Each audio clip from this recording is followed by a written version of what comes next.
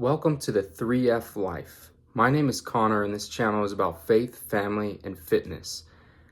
In the last year, I've gone through a divorce, and I've basically just completely transformed the man that I am today versus who I was a year ago, 5 years ago, and so forth. And this channel is my way of trying to give back, trying to help young men transform their lives as well. I think that really any man can do this. I'm gonna go over 15 crucial steps that I think will help you in your journey. We're gonna start off with 5 steps that are faith-based, and then we'll dive into steps as far as being a father, and then steps as far as a fitness lifestyle and so forth. So step number 1, submit to God daily. Start your day off in the Word. Pray in the morning. First thing when you get up, I know this modern era that we live in, we all have a habit of scrolling Instagram first thing in the morning, checking our emails, those type of things. But first thing in the morning, read the Bible. I do a daily devotional that's been a lot of help, and getting into the Word of God. It's just such a great way to start your day off. And then obviously you don't want that to just be the end. You want to have God, in every part of your day, throughout your day. You want to finish your day off in prayer before you go to bed as well. So that's step number 1, submitting to God on the daily. Step number 2, be the spiritual leader in your life. So I know pretty much everybody, at least if you're, faith-based, you all know somebody in your life that is that man or woman that you go to for advice on faith. That person, whether it be your pastor, your parents, everybody has that person in their life that they seek wisdom from when it comes to spiritual wisdom. And my question to that is, why can't we be those people? When it comes to being a father, that's what we're called to do. God wants us to be that spiritual leader to our children. So be that spiritual leader in your life. Be the person that people can come to at work and they can ask questions about God. Be the person that your kids can ask questions about God to. Don't just be, the guy who goes to church every Sunday. Obviously that's a great start. If you don't go to church and you just start off going to church every Sunday, phenomenal. But step number 2 is be the spiritual leader in your life. Step number 3, surround yourself with godly men. So on the same token of you trying to be that spiritual leader in your life, you also want to be around other spiritual leaders in your life. So for me, the way I've done this, obviously I go to church every Sunday, but I've joined a men's group in my church. And the great thing for me, I'm a 28-year-old man. I go to church into this men's group, and there's people in their 50s, their 60s. Their knowledge about the Bible, about God, is just so further than mine. So being in those type of situations, you can learn from others who have deeper walks with Christ, that you can pick up those things and you can implement them into your life as well. So I think that that's crucial to being a better man of God, is surrounding yourself with other men of God. And it comes down to the same thing, like with your friend group. If your friend group is full of men that go out and party every weekend, they drink, they smoke, the people we surround ourselves with are going to be who we become as men as well. So on that same token, surround yourself with friends that are men of God as well, so that you can hold each other accountable, and just grow in the Lord together. Step number 4, this is be teachable. I think a lot of Christians, they take a lot of what they read at face value, and then they become those real judgmental Christians that, they run into somebody who's sinning, their lifestyle, and they're really off-putting for people that aren't Christian. And it's because they're not living and they're not being taught. They're just listening and they're thinking, oh, I know everything now, instead of, I'm seeking this advice and I want to implement it into my life. Is this how Jesus, there's that famous phrase, I even got a bracelet that says it, what would Jesus do? And is the way I'm living, is the way I'm responding to these people, is that how Jesus would be?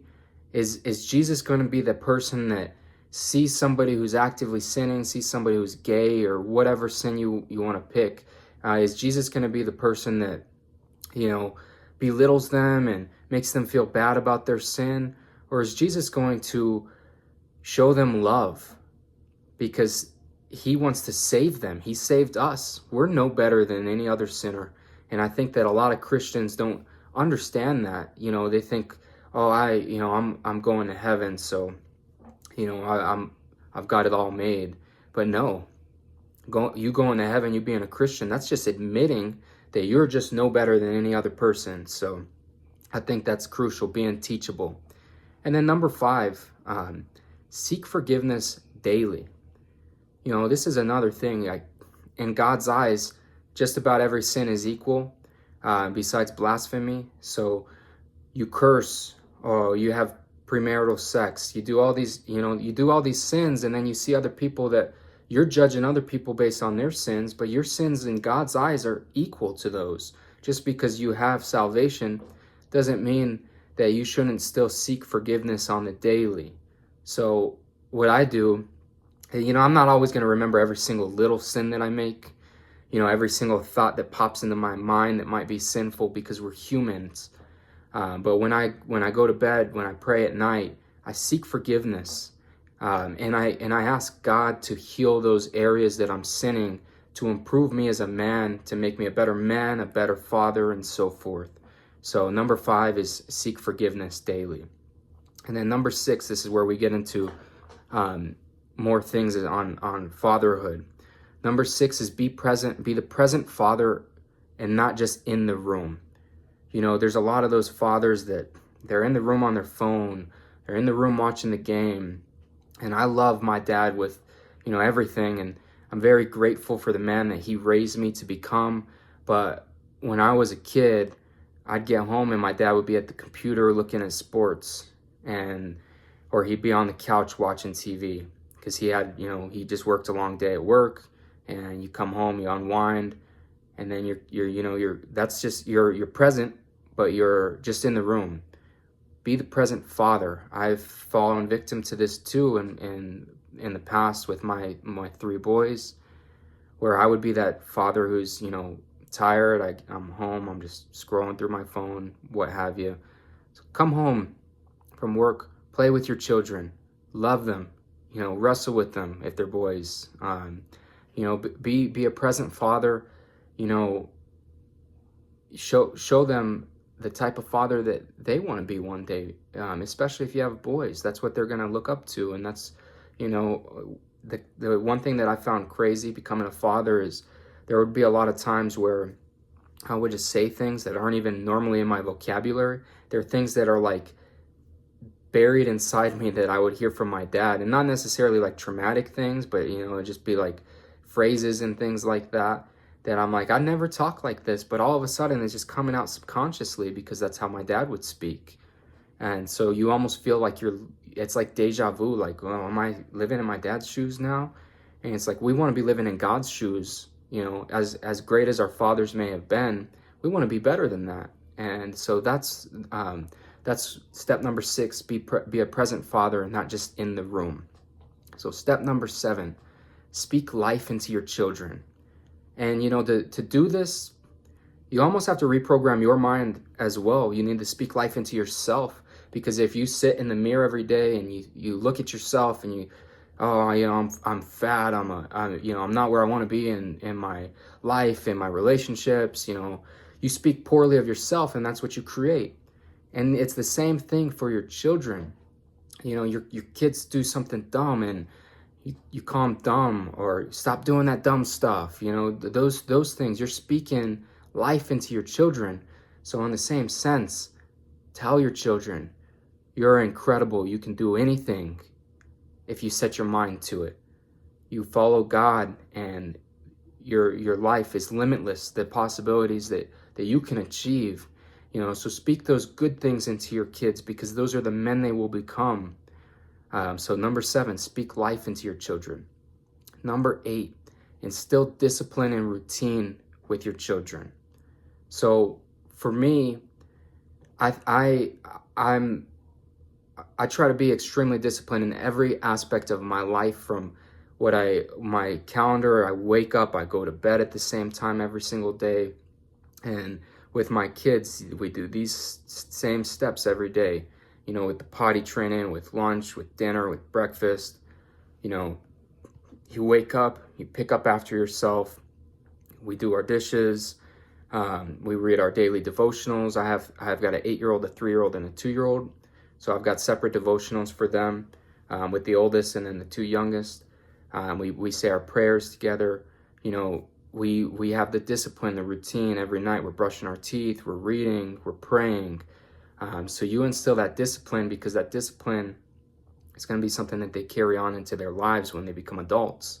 Because if they have no discipline, they can stay up whenever they want, they can play whatever they want, do whatever they want. They're going to become adults and they're just going to go off the rails, and there's going to be no discipline built up into them. And one thing that a lot of people confuse is discipline and motivation. Motivation, I can wake up one day and say, I'm really motivated to go hit the gym. And you might do that for a week or a month, but then that motivation falls off. But if you instill that discipline, I'm tired, I don't want to go to the gym today, I just want to get a few extra hours of sleep, or I just had a long day at work, I just want to go home and unwind and watch a movie or whatever. But if you have that discipline yourself, and you say, no, I'm going to the gym, whether I'm feeling like crap or tired, whatever your dumb excuse might be, then that will be something you'll pass down to your kids. So your kids will know one day, it's important to be a healthy man. It's important to do these things, because my dad taught me this when I was young. So instill discipline, number 8. Number 9, lead your family to God. It's back to the earlier point about being a spiritual leader in your life, but with your family, more important than anything, talk about God to your kids. I have a 2 and a 3-year-old, and a lot of people might think, those kids are so young, they don't understand everything, but my kids do. My kids know about Jesus. My kids know about God. They know pray. They repeat prayers with me every night when I pray with them. That's something that's crucial. We want to be the leader in our house, and especially leading our kids to Christ. Because if we're not leading our kids to Christ, we're leading our kids to eternal damnation, whether or not you think that way or not. If you're trying to lead them into you can pick on your own, you can do these things on your own, you're leading them to hell, whether you're thinking that or doing that on purpose or not. So lead your family to Christ, lead them to God, have God be a crucial part of your life in your home. Okay, and so number 10, pray with and over your children. So this is crucial. I've experienced a lot of spiritual warfare in my life, and the praying is something that's so crucial. A lot of people feel like, I'm just praying to a wall almost, like I don't hear anything coming back from God. And you may not hear the audible voice of God, but through prayer, through repeated prayer daily, God will work in your life. Trust me on that. I've had so many things in my life that God has shown me through prayer. And with your children, pray for protection. These kids, they're going out into a sinful world.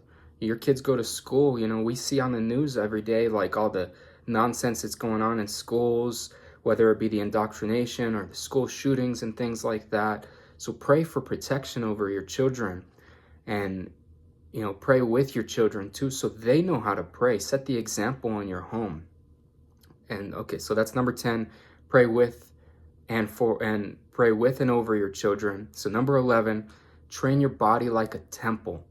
So I think a lot of people, they work out, but they don't do a lot of the other steps as far as what they put into their body. And I'm really particular about like the things you own take care of it. I work and I've got 7 employees, and I tell them, take care of our work trucks like you would your own. Take care of these things, because your body it's something that's gonna go. You're gonna die one day, and if you take crap care of your body when you're in your 20s, you're gonna hit your 40s, 50s. You're gonna have health issues, and your lifespan is gonna be much shorter if you're not paying attention to those things. So train your body like a temple.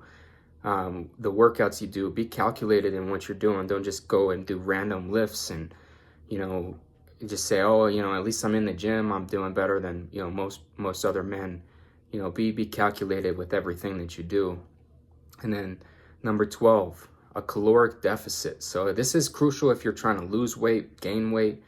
Obviously it wouldn't be a deficit if you're trying to gain weight, but I think it's pretty well known that if you want to lose weight, you need to burn more calories than you consume every day.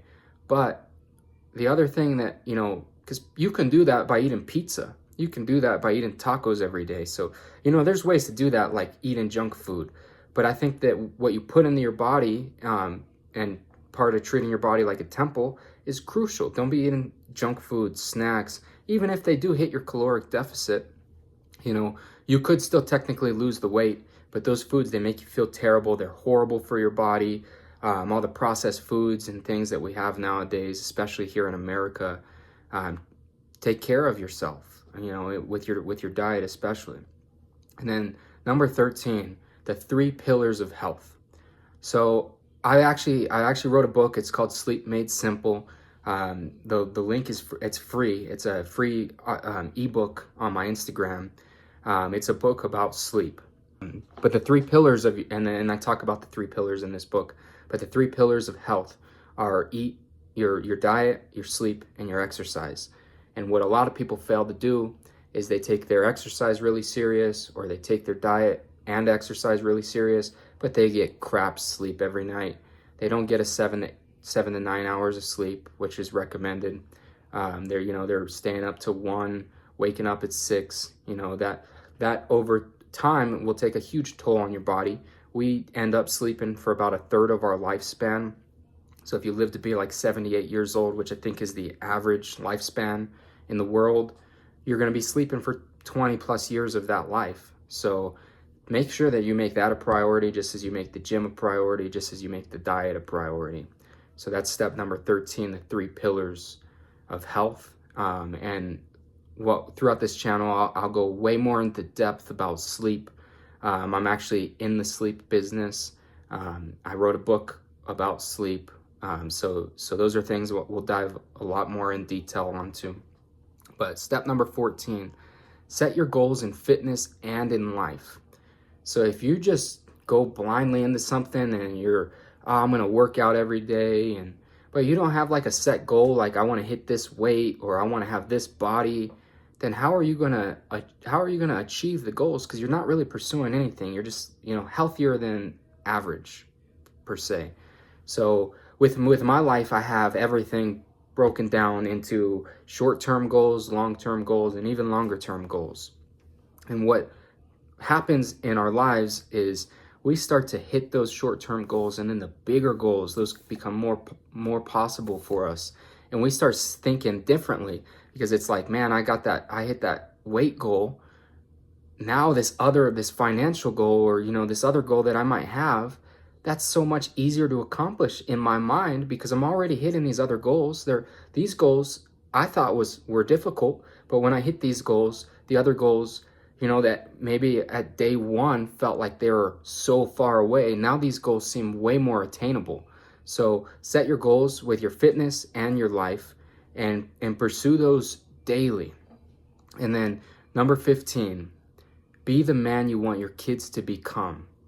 This is another thing. And at the end of the day, our kids are going to be a reflection of ourselves. So if you are that man that is drinking in front of your kids, or smoking, that's living this very unhealthy lifestyle, that's binge watching Netflix and doing these things, your kids are going to subconsciously, even if you tell them like, oh, smoking's bad for you, I wouldn't ever recommend you drink, even if you just drink occasionally, those are things that your kids see, and they're like, well, you know, dad did this, so now that I'm a teenager, I could smoke too, I can drink too.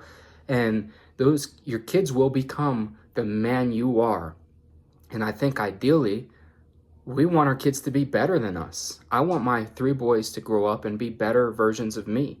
So if I'm the absolute best version of myself that I can be, and they see all the goal oriented, the discipline, and then they apply that into their life, they're going to be starting off way younger than I was. So by the time that they're 28 years old, their lives are going to be way better than where my life is right now.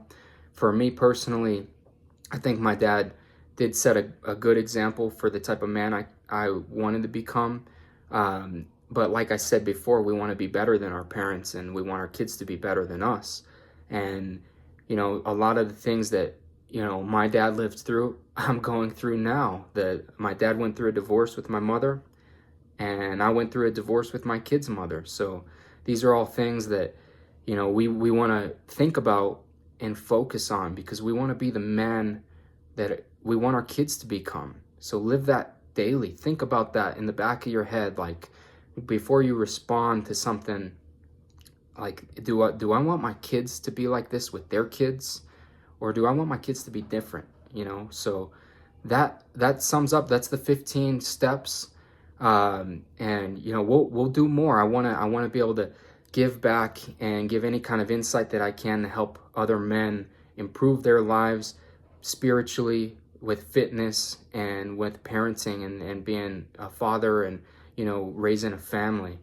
But if you enjoy this content, please like and subscribe. I know this is kind of the beginning. We're taking off from the ground floor, but we're going to put a lot of content out. We're going to work on this thing, and we're going to work until success is inevitable. The way I look at my life is, I will put as much work into something until it's just crazy, like it's impossible for me not to succeed at that thing. So that's how I'm looking at this channel and this page. And if you have any questions, feel free to message me. Follow me on Instagram. It's CBOP23. If you want to check out that free book about sleep, you can see that. The link is in the bio there.